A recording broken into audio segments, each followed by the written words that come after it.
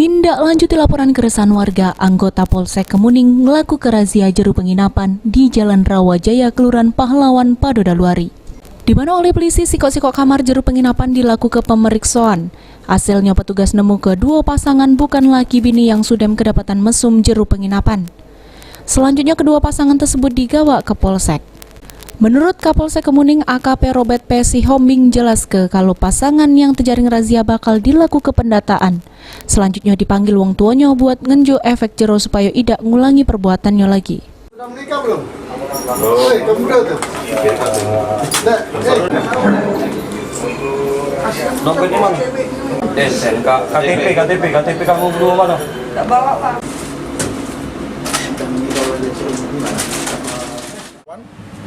Tadi telah kita lakukan untuk antisipasi. Yang pertama adalah kasus sajam, senpi, miras, dan narkoba.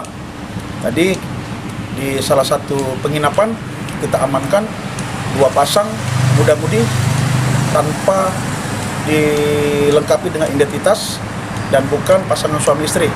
Untuk sementara kita amankan di Polsek dan akan kita hubungi kedua orang tuanya. Dengan adanya razia rutin yang dilakukan oleh anggota Polsek Kemuning ini diharap kepacak ngasih aman sama warga Palembang. Abidin Riwanto, PAL TV.